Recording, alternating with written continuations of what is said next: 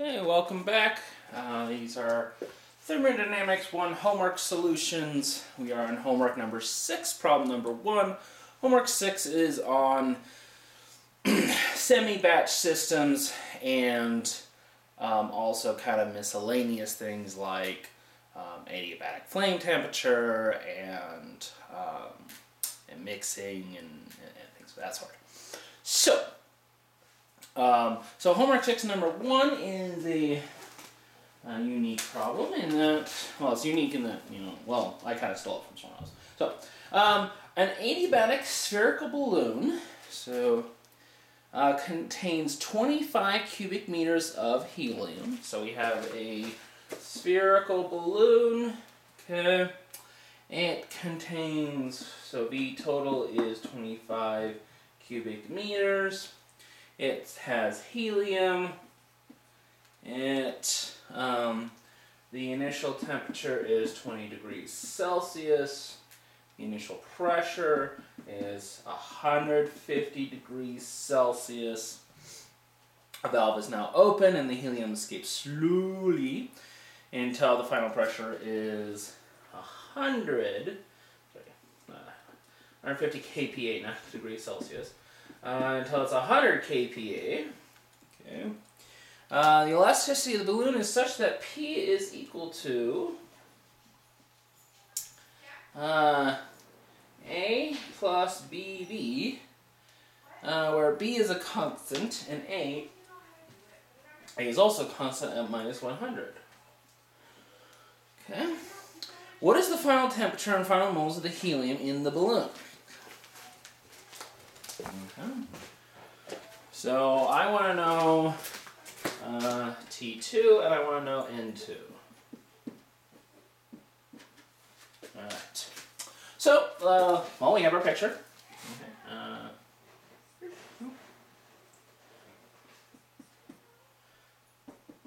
Draw our boundary. Okay. It's an adiabatic balloon, so let's draw that.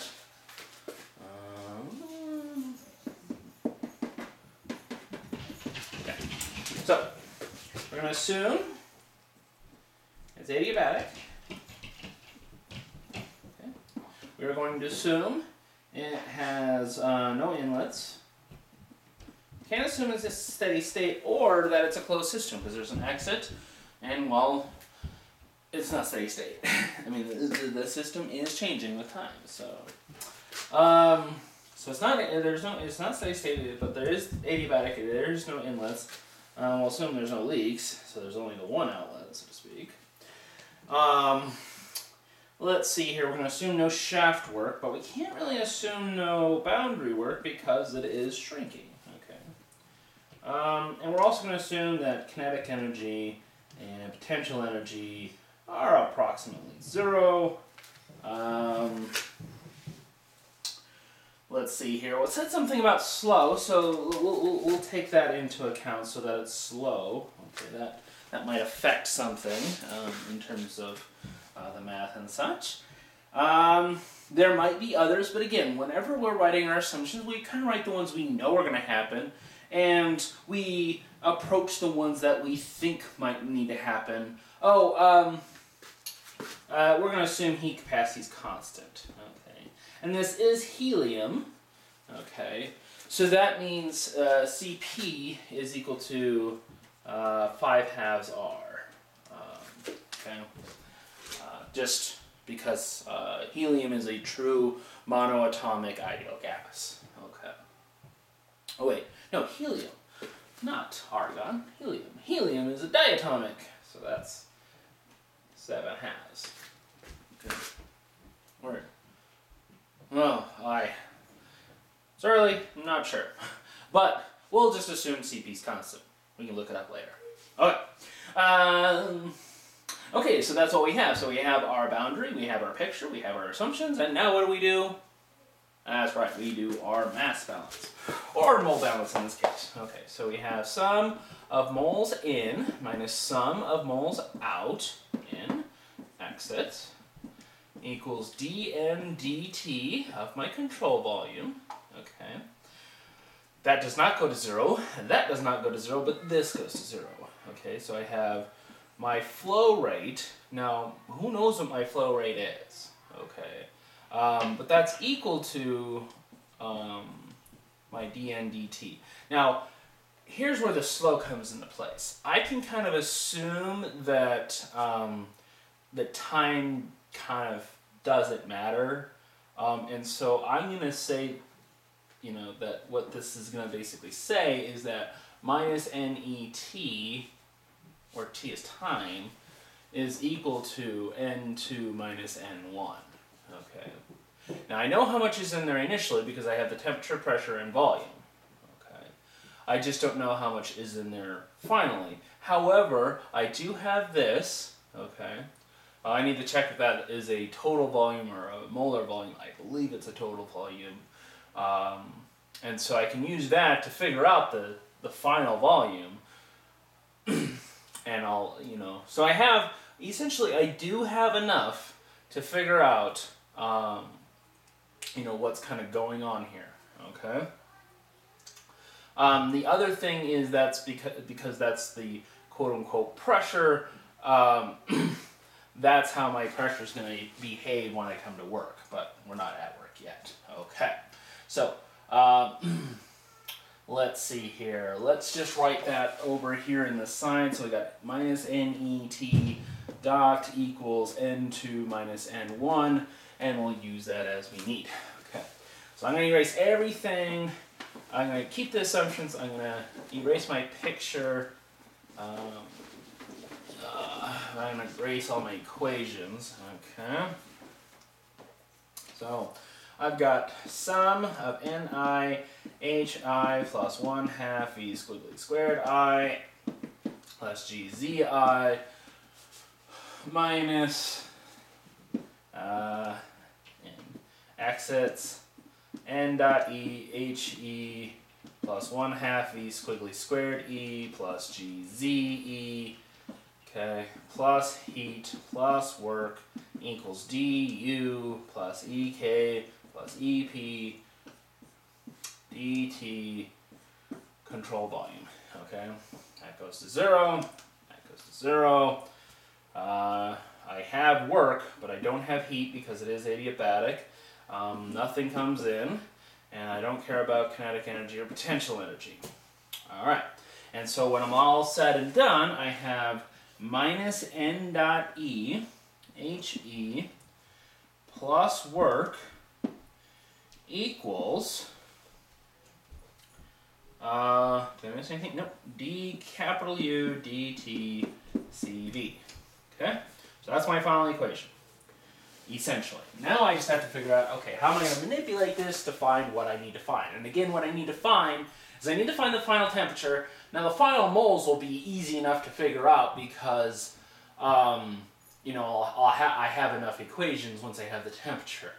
Okay. But I need to get there first, okay? So, the first thing is, let's handle that work term and get that kind of quote-unquote simplified. So, work, now this is just work, not the rate of work, okay? And so we'll need to, let's simplify this with respect to time, so n dot he time plus total work, okay, equals d capital U, which is equal to, we'll just leave it at that for now, okay? And so work is equal to minus PdV, okay? But that is our P, and so we're going to use that accordingly, okay? So we use that accordingly. So we have minus, so V1 to V2, A plus BV dV. Okay, and we're going to integrate that, and what we get is we get A V2, sorry, with the minus, we're going to have V1 minus V2 plus B over 2 V2 squared minus V1 squared minus V2 squared. Okay. Now, question is, where do we get B and where do we get A? Well, that's easy enough. Okay. Yep, it is a capital B. Okay. So it's easy enough because I have a pressure, I have an initial volume, and I have what A is. I just need to solve for B. Okay. And so B, we'll just do that really quick up here, is, Pi minus A divided by B, divided by V total initially, and that's my B. Okay. So now I have B. Okay. And I have V total, I have V2, I don't have V1 yet, okay? So I'm still missing kind of a V1 in here. Okay, I'm going to erase my big first law analysis and kind of move on to what I'm still missing. Okay. So let's see here, we have that n dot HE, and then we have that U2. Okay, so here's the thing about HE though, okay? It's constantly changing, okay? And so, it kind of creates a problem, so to speak, because it's, it's changing as a function of time. So what we need to assume,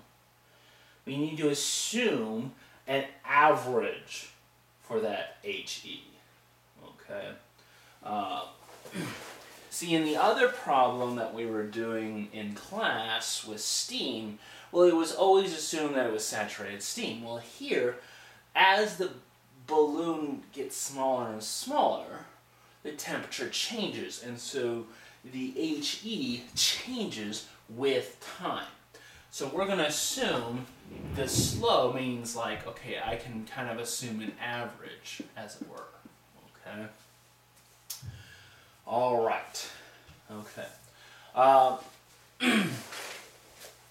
Now the other thing I need to do is, okay, now I need to kind of break this up. Okay, so I'm going to leave this work as work because I basically know everything but V2. Okay, and actually I do know V2. Yeah, I know V2 because V2 is equal to P2 minus A over B. And now I have B. Okay, so I now have P2, V2, P1, V1, T1. I just don't, and I have moles because it is an ideal gas. Okay, so I have moles 1. I just don't have final temperature, and I just don't have final moles. And that's what I'm obviously trying to find. Okay.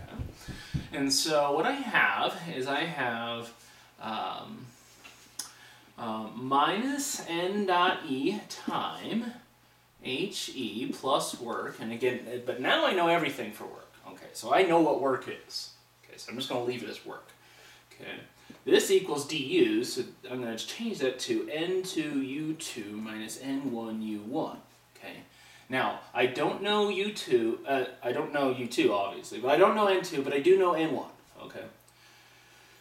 Okay, and I also, oh look, I can break this up, so I have a mass balance for this guy. So this becomes n2 minus n1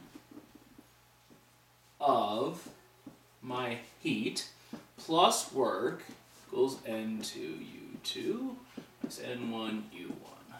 Okay. Now I can kind of, now I have, see before I was worried. I had 3 terms and I need differences to be able to do my analysis. Well now I have 4 terms because of my mass balance. So this is where a mass balance, normally the mass balance is kind of like, oh, okay, what comes in comes out. This is where the mass balance, or mole balance in this case, actually has an impact on the math, okay? And so how this simplifies is it becomes N2, which I don't know.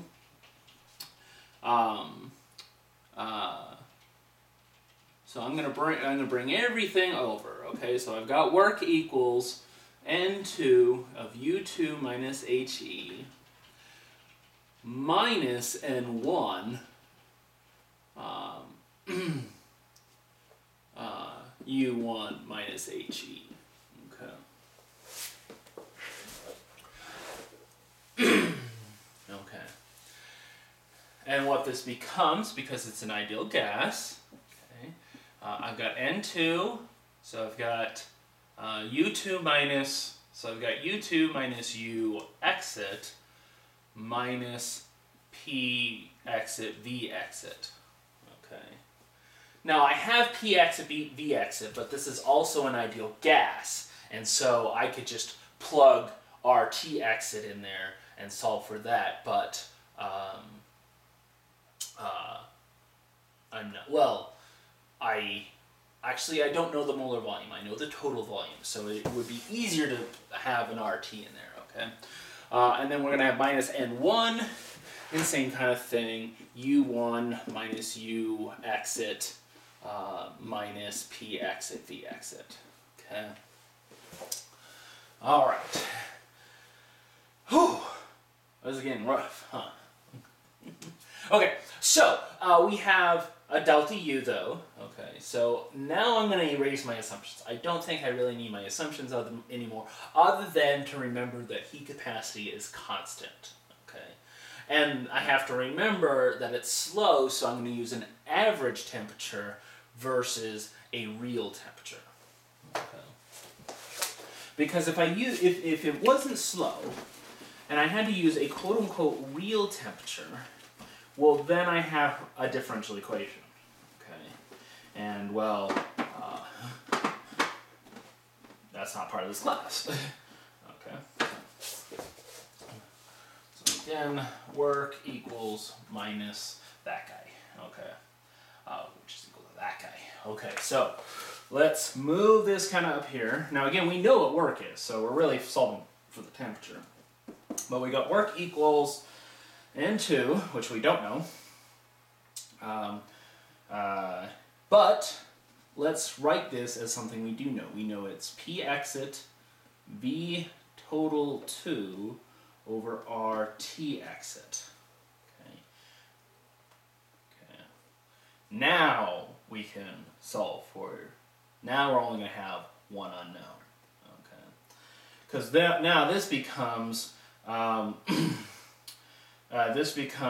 CV dt, okay, from exit to, oh, it's interesting. It says exit and 2. Now again, I said we're going to assume that this is an average. So if this was truly the way it was, that would be 0. Because what's exiting is at the final, but we're assuming an average. So we're going to assume the average, an average exit temperature. Okay, and then minus RT exit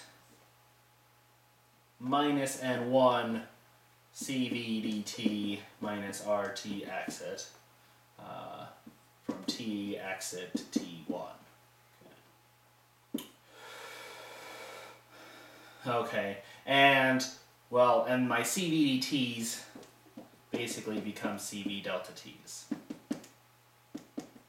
Okay, so I know that guy, I know that guy, I know that guy, I know that guy, I know that guy, I know T exit is equal to T2 plus T1 over 2. Okay, so I have an equation for that guy. I have enough information now to solve it. Now, this thing is a beast to solve. Don't get me wrong, it's a beast to solve. But physically you can solve it. With the assumption that it's slow and that you can use the average temperature as the exit temperature. Okay, so if this was rapid, it would happen a little bit differently. Okay, and we'd have a differential equation. Okay, and to get the moles, well, it's just this guy.